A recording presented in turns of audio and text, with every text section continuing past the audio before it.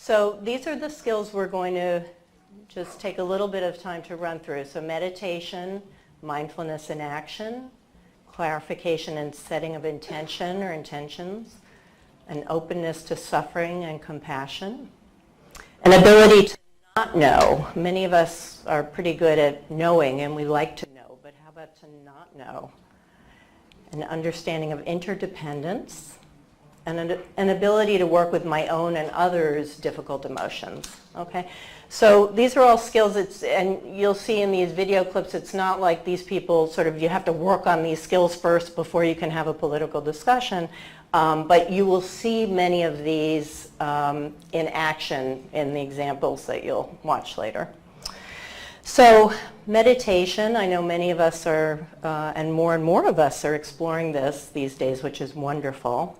So just briefly, in talking about meditation, we're working on mindfulness of mind. So we're working on clarity, strength, and stability of mind.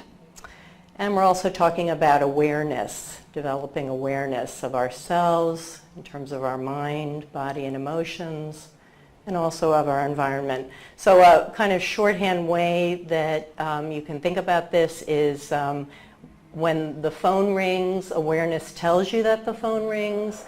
Mindfulness allows you to keep your mind on the conversation of your mother telling you to eat your vegetables. Okay? So that's meditation. Mindfulness in action. Basically what we're talking about is when we talk about 50-50 attention, we're talking about like an internal and an external attention, or similar to what I just presented of mindfulness and awareness. Okay, so it's kind of internal and external attention on ourselves, on our body, speech, mind, in terms of thoughts and emotions, our relationships, and even collective society. So this kind of attention, it's non-judgmental. It's seeing through what we call wisdom eyes. So it's basically taking meditation off the mat and how we do this in everyday life as we're engaged in our lives in the world. So again, it's that internal and external view.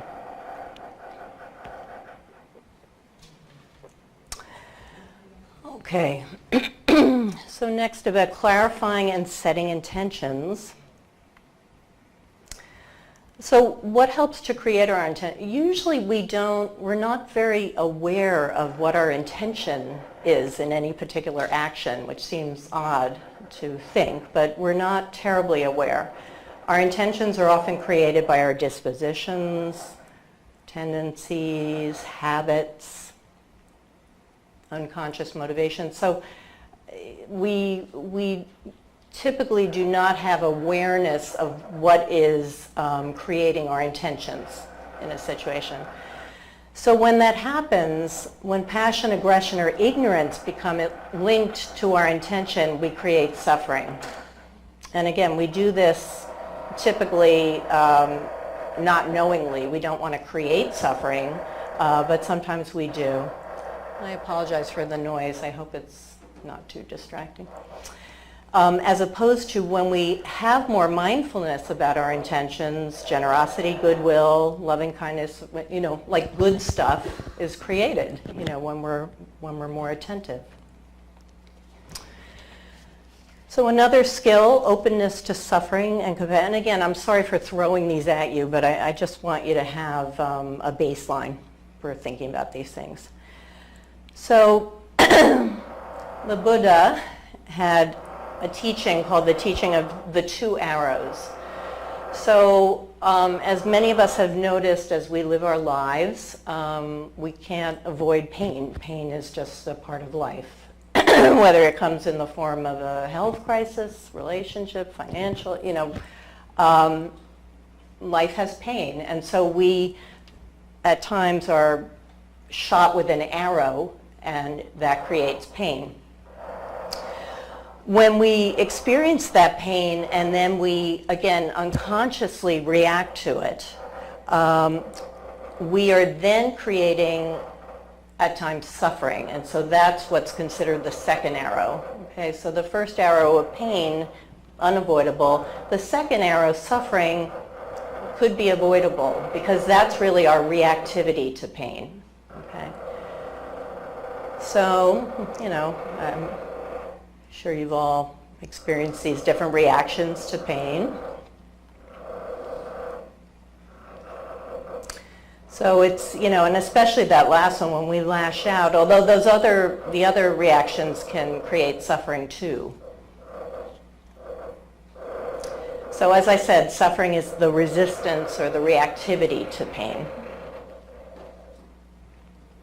So this is about learning how to be open to pain, both in ourselves and in others, and being in touch with suffering and working to transform it and not simply to create more suffering, which one might argue is happening these days. So, bless you. Thich Nhat Hanh, is a Vietnamese Buddhist teacher, talks about being peace versus being reactive and passing on the pain. So his term for it is being peace. He talks about, and I'll go into this a little bit more briefly. He talks about the reality of interdependence, that we're all connected, interbeing. And this is a quote from him: "When I was in Vietnam, so many of our villages were being bombed. Along with my monastic brothers and sisters, I had to decide what to do. Should we continue to practice in our monasteries, or should we leave the meditation halls in order to help the people who were suffering under the bombs? After careful reflection, we decided to do both, to go out and help people and to do so in mindfulness. We called it engaged Buddhism. Mindfulness must be engaged. Once there is seeing, there must be acting. We must be aware of the real problems of the world. Then with mindfulness, we will know what to do and what not to do to be of help." So again, it's that mindfulness, that awareness that helps to not create more suffering. Okay, so the ability to not know. We're very good at knowing. We like to know. It's a little harder sometimes for us not to know. But not knowing can bring us actually to a deeper knowing.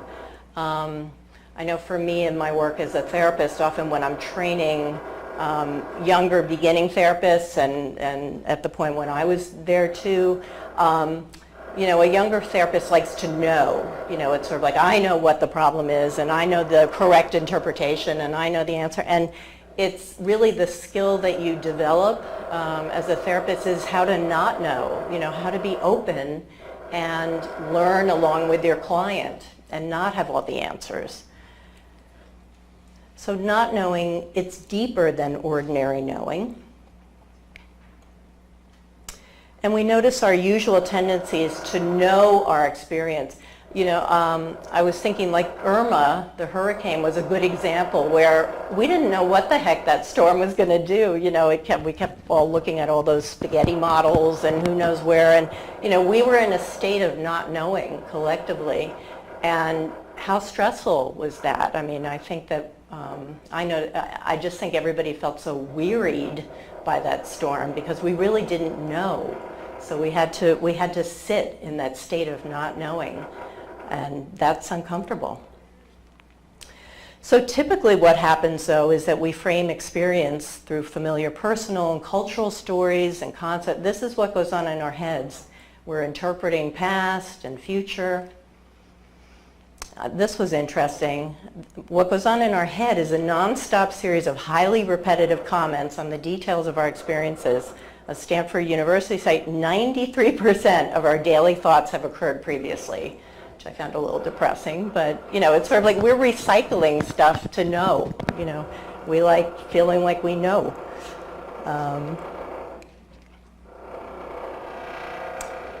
Again, this is kind of what's floating around in our heads typically. So the problem, this is an important point, the problem is not thinking or knowing, that's not a problem, but it's our lack of wisdom or our lack of awareness about such thinking or knowing, that we have a dogmatic attachment to our views. You know, we tend to think, we like our views, we think our views are right. You know. Quote from 8th century China, if you wish to see the truth, then hold no opinions for or against anything, which is tough. To set up what you like against what you dislike is the disease of the mind. Do not search for the truth, only cease to cherish opinions. You know, we do tend to cherish our opinions. Only keep don't know mind. Suzuki Roshi has a book, Zen Mind, Beginner's Mind. You know, it's where your mind is open. And you'll hear it in the videos. One of the titles of one of the videos says, I think, open your world, open your mind. And it's hard to keep your mind open when you're feeling charged, you know, so. Okay, so another concept is the understanding of interdependence, that we're all in a web together, right? So as I said, Thich Nhat Hanh, his term for this is interbeing. Nothing and no one is separate from everything else.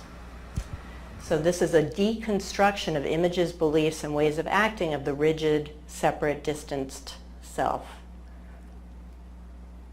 Learning to understand, perceive, and live interdependently. So Thich Nhat Hanh has, you know, one practice is that, and many of you may be familiar with this, where you can look at your plate of food, like at lunchtime, and when you look at that plate of food, and let's reduce it down to, if you're having an orange, well, how did that orange get to that plate where you're sitting with that orange? You know, we have to start back with, well, we needed the sun to provide sunlight, we needed water, we needed the earth for the orange tree, we needed seeds, we needed someone to plant those seeds, we needed someone to, I won't go through the whole chain, as you can imagine, but you know, basically there's a whole chain of natural events that have happened for that orange to get to your plate, and human beings who have helped that orange get to your plate. So there is a whole world in that orange when you look at that orange.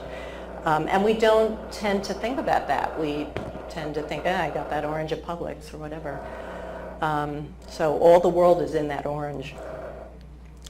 So kind of related to this, we're transforming our tendencies to form enemies who are typically seen as bad and to whom we are diametrically opposed, you know, that our enemy is out there and I'm here, and we separate, okay? But we're not so separated, you know? And again, I won't go into detail with this, but Thich Nhat Hanh has a practice where you can practice interdependence. So you can, if you can practice with that orange on your plate at lunchtime today, you attend to the object, you develop gratitude toward the object, you explore the causal web, how did that orange get to my plate, and you can even become the orange. And what's that like? So that's interdependent. So it's a shift away from the idea of there's good guys and bad guys towards an understanding we are all in a web together. We are all in this together. Martin Luther King, we rise to the position of loving the person who does the evil deed while hating the deed that the person does. One seeks to defeat the unjust system rather than the individuals who are caught in the system. So you can hear in that, this really has to do with transforming relationships. Gandhi also, and the purple is my purple. Gandhi talks about a program of transformation of relationships. It's the acid test of nonviolence, that in a nonviolent conflict, there's no rancor left behind, and in the end, the enemies are converted into friends. So, you know, as you see, this has to do with relationship. Shantideva was an 8th century teacher. Therefore, just like the treasure appearing in my house without any effort on my behalf to attain it, I should be happy to have an enemy, for he assists me in my conduct of awakening. So I know oftentimes in the tradition I'm meditating, we talk about this person is my teacher. You know, I learn from this person. Are you okay with this noise? I'm sorry. I know it's bothersome. Okay, so we're getting to the end of our skill list here. So this one is obviously very important. The ability to work with my own difficult emotions. You know, when we are engaged in a discussion with someone, and especially when we're being, you know, stimulated here, we need to be able to work with our own tough emotions. So here's some questions you could consider. What am I feeling right now? What am I experiencing somatically, emotionally, or mentally? What are the sensations in my body? What thoughts, especially negative judgments, am I having? And these two, you'll see in the second video, at one point, one of the people in the discussion, he gets kind of solid, I would say. He starts to lecture to the other, and you can see that you see them stiffen and you see their faces get hard. So we definitely feel it. What associations do I have with this feeling? As I stay with this feeling, what changes? Are there other emotions beneath, beside, or around this feeling? I'm feeling some emotion right now with this. So, you know, it's the point that it's not solid. You know, we have all sorts of things going on with us. So as much as you can tease those out, be aware of them and work with them, that's going to help. And then there's also the ability to work with others' difficult emotions. Okay, so questions that I find helpful. Am I listening deeply? Am I having thoughts? This one is tough for all of us. Am I making judgments? We judge all the time. It's very hard for us not to make judgments, and but that's where we tend to close down, is when we're making judgments. You know, we constantly are deciding, I like this, I don't like that, but that closes us down. So.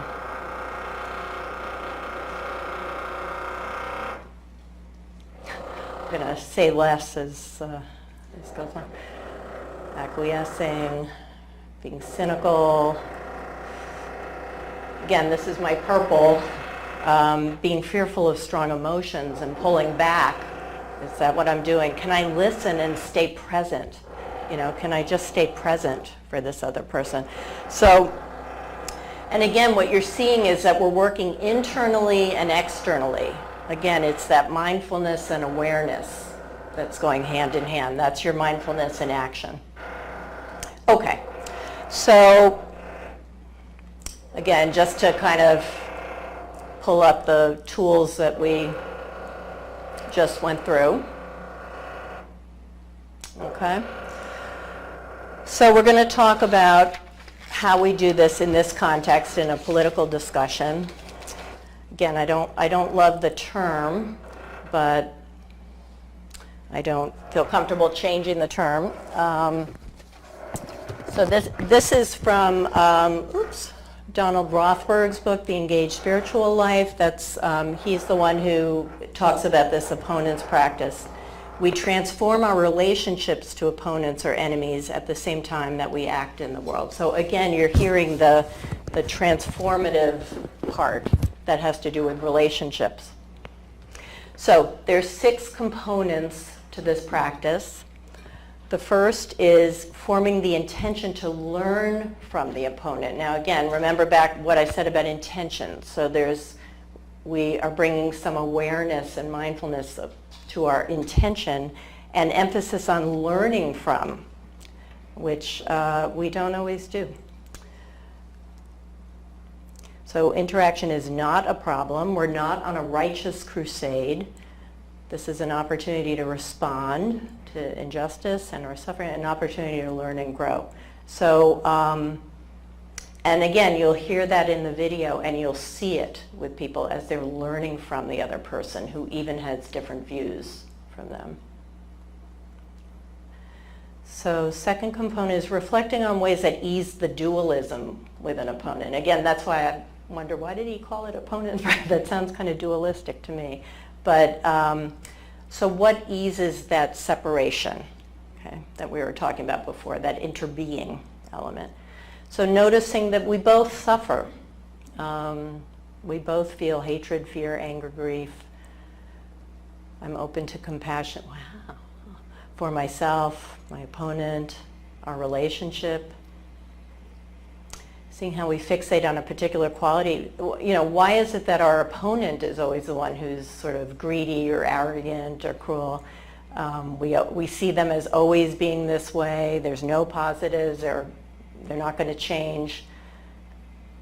You know, possibly I may have some of those qualities. Maybe I'm seeming kind of greedy or aggressive. Maybe I'm pretty attached to my views. Maybe I may not be totally right or seeing something important, or maybe I'm being rigid. So again, it's thinking about that we are both in a web of causes together. There are causes and conditions that have led us to this present moment. And again, it's recognizing that we're both divine beings, however you would define that. Buddhists might say we both are Buddha nature. Judeo-Christian might be we're both created in the image of God, but you know, like we're both human beings here. So third component is examining our actual experience with our opponents. What's happening? So it's not that the problem's out there. I'm having some reactivity here. So it's looking at what's happening. So I'm being stimulated, right? Somehow I'm hearing a view that gets me going. I'm having a reaction. So remember that arrow example? So I've been shot by an arrow. Now I'm reacting. I'm feeling pain. Now if I don't have awareness about that, I may be defending myself. I may be attacking, judging, withdrawing, all the different things that we may do when we unconsciously are reacting to that pain. So that relates to this. So we're practicing with our reactivity in relation to the opponent. So examining our reactions with mindfulness, compassion, and care. You know, if we're saying, well, I never get angry. No, I'm right. I never get, no, that probably is not so true. And we're touching our own pain with awareness, kindness, understanding. You know, it's not about being judgmental with ourselves, right, when we have a reaction. As soon as we get judgmental with ourselves, then it's tough to work on it because now we're shutting down. So some ways that we work with ourselves is through loving kindness and forgiveness practices. Softens the dualism. Many of you may be familiar with loving kindness practice. In Pali it's called metta. In Sanskrit it's maitri, cultivation of warmth, caring, and openness. And we do that loving kindness practice starting with ourselves and extending out. So the traditional phrases, may I be happy, may I be healthy, may I be safe and free from harm, may I live with ease of well-being. So that's a traditional loving kindness practice. Forgiveness practice starts with myself, which it's actually hardest for us to be forgiving of ourselves. We're pretty good at being forgiving of others, but it needs to start with ourselves. For actions, thoughts, deeds, conscious and unconscious. So a forgiveness practice, it doesn't mean condoning past or present experiences or finding them suddenly acceptable. What we're doing is we're working with not becoming rigid and oppositional and accepting that past experiences have happened and an ability to stay with that pain more effectively. And finally, so sorry for just throwing this list of stuff at you, but we're practicing internally and externally non-reactive actions and responses. So, if you take anything from this, you're hearing me say over and over, basically that when you're aware, you can make better choices. You begin to act less reactively, not reacting to that arrow. It would sound like this, like when you did such and such, I felt such and such. Would you be willing to look at this with me? Another good book, and I have a list of references in this presentation, but another good book that's been around for a while is Marshall Rosenberg's Nonviolent Communication. And he gives an example of this in here where he's in a taxi cab and it came over the dispatcher radio, pick up Mr. Fleischman at the synagogue. And another person in the taxi cab said to Rosenberg, and forgive me, all those Jews, they screw things up and all they do is they're about, making money and, just a lot of stereotypes. And Rosenberg said he felt so stimulated by this. He happens to be Jewish, and he said he really tried to not listen to the content so much of what the person was saying, but being able to tune into this person's suffering. What he did was he said to him, I'm sad to hear what your experiences have been somehow with Jewish people that have informed this view for you. Can you tell me how you got there? Or that's not my experience. And he tried to be respectful of the human being, even though it was very hard. And to me, that was an example where he could have just gone with his own reactivity and been like, I'm leaving this cab right now. I'm not going to stay in the presence of this person. But he was able to work with it. So, okay. Again, my purple, and I know it's hard to read, not perpetuating the dualism of self and enemy. And that's what this is about. So again, a recap, this is what we've just gone over.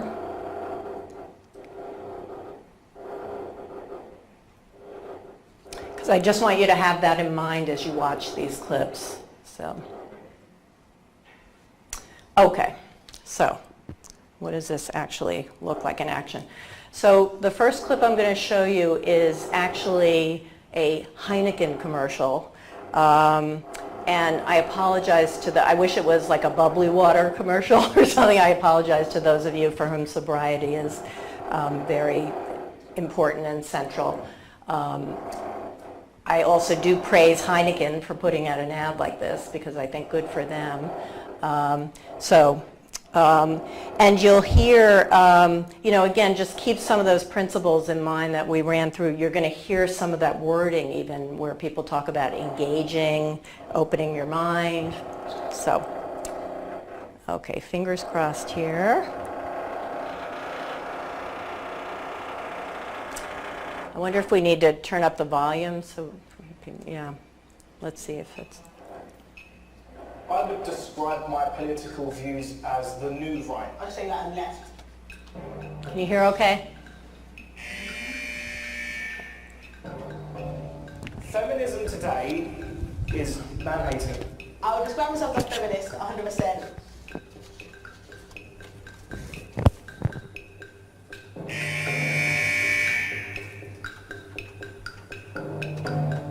I don't believe that climate change exists. We're not taking enough action on climate change. I think it's about time these people got off their high horse and started looking for credible problems that actually exist. It's absolutely critical that trans people have their own voice. That's not right. You can't, you're a man, be a man, or you're a female, be a female. Women do need to remember that we need you to have our children. Could I be friends with someone that said the woman's place in the home? Right, okay, well I'm an expert at flat packs. If you have any trouble, just watch me. So it looks like I've got your instructions here. I think so. Let me help you. It's not just that bit there.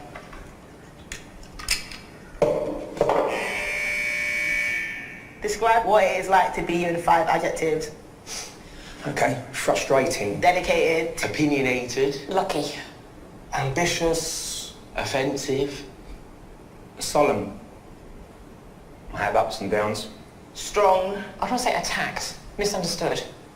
Name 3 things you and I have in common. We're both male, we're both confident, and we're both loudly spoken. We know each other better than people who've known each other for 10 minutes should. You seem quite ambitious and positive, and you've got this really, got a glow. Do you know what I'm saying? Your aura's pretty cool. I'm sensing, are you former military or something? People have said that, but there is no history. So are you then ex-military? Yeah. If you're ex-military, I'm very proud of you already. Well, So I grew up in a bit of a rough state. I've experienced homelessness. I've known what it's like to have absolutely nothing. Yeah. So yeah, I'm definitely most grateful just for life. We've only just met, but I think you're the sort of person that would listen to me and we'd have a discussion rather than argue. Yeah, you could hang out with, man. let's go. Want a chance? Goodness sake. You're right, mate. Fitter than I look. Perfect. Oh yeah. There you go. So basically, I think we just built a bar. Yeah. Okay. Here you are. Each take a bottle and place it on its corresponding markings on the bar. Attention, please now stand to watch a short film. Feminism today is definitely an excuse for misandry, man-hating. If somebody said to me that climate change is destroying the world, then I'd say that is total piffle. So transgender, it is very odd. We're not set up to understand or see things like that. I am a daughter, a wife. I am transgender. I feel like the battle for feminism definitely isn't done. The fight is never going to be over, if I'm honest with you. You now have a choice. You may go, or you can stay and discuss your differences over a beer. Look how tense they all look. I'm only joking. Well, I'm having a drink. I'm having a drink. Yeah. Oh, discuss. Beer. Yeah, beer and discuss. Cheers. At the end of the day, mate, About I'm reaching enjoying out to working with people, you. yeah. And you know, even if you wanted to convince people about your point, the productive thing to do would be to sit down and have a It's beer. engaged. I've been brought up in a way where everything's black and white, but life isn't black and white. Yeah, I'm just me. Yeah. Smash the patriarchy. I'll give you my mobile number, you give me yours, and we'll keep in touch. I'd have to tell my girlfriend that I'll be texting another girl. She might be a bit upset with that, but I'll have to get round to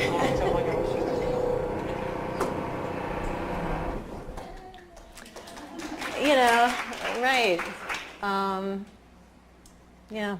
So open your mind, open your, you know, it's, life isn't black and white. And any comments on that, or should I just go to the next one? It's funny, I've watched that so many times, and I still get tearful at times with it. It's very touching. Okay.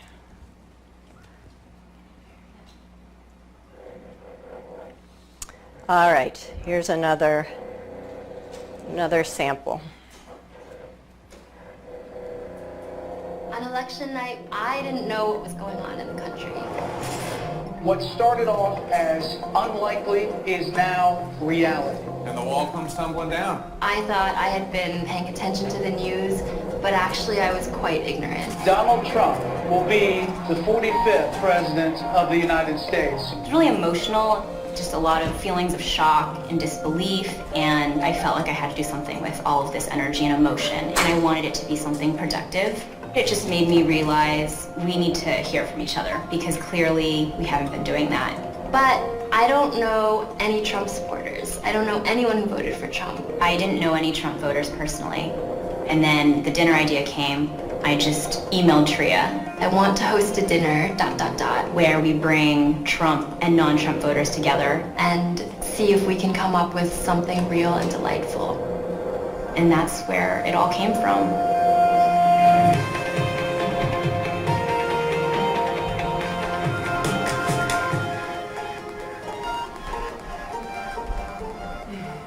Make America dinner. This is the story of Justine and Tria, two Bay Area friends who, like many Americans, were pretty shocked after President Trump's victory. And they have a theory. It's so easy in today's society to lash out online, but when you're looking at someone face to face, You can't help but see their humanity. You can't help but connect with them. Tree and I really love the idea of food bringing people together, to be present with one another. So after the election, they started working on this idea. They wanted to find 8 people with very different perspectives, have them sit down, eat dinner, and wrestle with some of the most contentious issues facing our country. The point is not even to like the other person. The point is to expose ourselves to things that we may not be comfortable with. So when this first started, they were excited, but they didn't know any Trump voters. Of course I want to talk to them, but I don't know how to find them. So they reached out to some Republican groups, they posted on Facebook, and after a while, they found some. At their very first dinner, they made an unexpected friend. One particular guest stood out to us. He offered to host our next dinner. I'm Walt Shefflow. I'm a lawyer in San Mateo, and I voted for Donald Trump. I have to admit I didn't have very warm feelings when I thought about Trump voters, but from the very first emails with Walt and just kind of hearing his reaction to the dinner, I was kind of flooded with this warmth for him. We felt like a little bit of a kinship with him because we really felt like he was like on board. Well, I want to hear what motivates other people and see what I can learn from it, and maybe I'll have something that somebody else wants to hear. So Walt is a return guest from our first dinner and tonight's host, so thank you, Walt, for... After a quick icebreaker, the discussion gets going. As a transgender Korean adopted man, human rights, I think, should be top of what we're talking about. I think we can all agree just the partisanship right now, nobody likes that because everyone's just choosing their tribal side. Seeing 2,000-page bills passed that nobody has read, that shouldn't be happening. There is a desire for hearing people dialogue and talk and not just yell at each other. I think it's a really good point. One of the most vocal participants was Walt. So do you think that things have gotten better for transgender people in the last 20 years? So is freedom the most important thing we have in America or not? Was a lot of the things that you said were true? I don't think are true at all. You read the article by Heather McDonald, you know who that is? No, I don't. Who's that? If you haven't, you really haven't studied this issue at all. Walt definitely pushed some buttons, and not just with the other guests. Hearing Walt's perspective, I mean, it was very hard for me not to physically react. I had to stop myself from being personally offended from some of the things that he said. So in some ways, Walt seemed to fulfill the stereotypes Justine and Tria had in their minds about Trump voters. But now something was different. They actually knew him. There are many of his opinions that I don't agree with, but I like him as a person, and for me, that's been a really healing and freeing feeling. Tria and Justine weren't the only ones affected by these conversations. When Walt was asked, he said that the transgender participant Min had really changed his perspective. Min is the one that changed mine the most. Hearing some of his ideas about how you approach the idea of feeling excluded, included, was different than anybody I'd heard before. He had a lot of interesting ideas of the way you look at it. Yeah, or whatever works. I think growth by definition is moving outwards. It's okay to make yourself uncomfortable.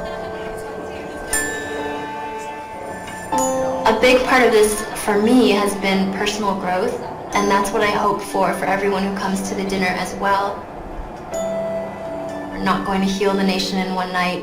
It's a dinner of 8 people. It's tiny, but it creates so many conversations that wouldn't be had otherwise. I feel like Make America Dinner Again has offered a place for people to practice listening and understanding. Justine and Tria have hosted 4 dinners since the election, and now they're seeing some momentum. So we heard from people in Colorado, in Oregon, in DC, all across the country, and they said, we've downloaded your guide, we're ready to go, help us out. You know, I learned so much from all of you. I think we should have more of these conversations. We are actually part of a much larger movement of other people who are creating ways for you to meet someone who's totally different, who grew up with a very different set of perspectives. And I think that all of us will only be better from that.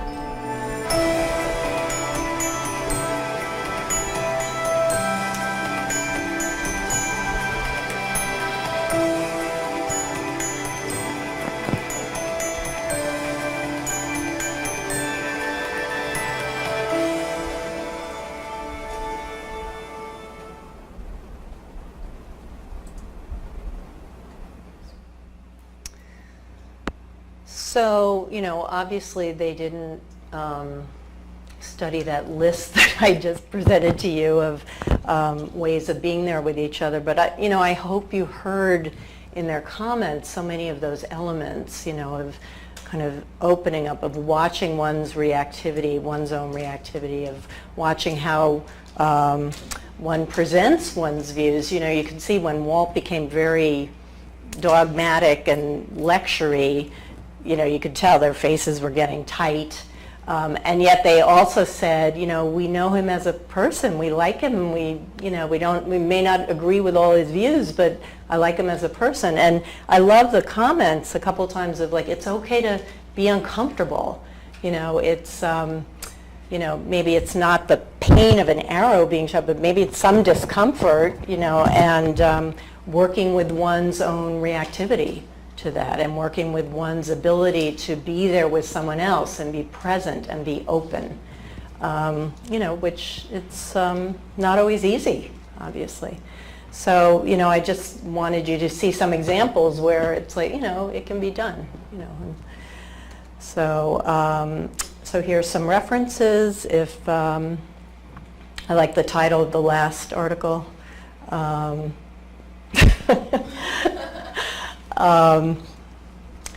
References for you, and we'll end with I should have, were there any comments or questions? I'm sorry, I was a little conscious of time, but okay, and again, this will all be available on the UF Mindfulness website if you want to look back at any of this. So we'll end with loving kindness practice for us all. May all beings be happy. May all beings have health in body and mind. Please note it's red and blue here. May all beings be free from danger, and may all beings live with ease and in peace. So thank you very much.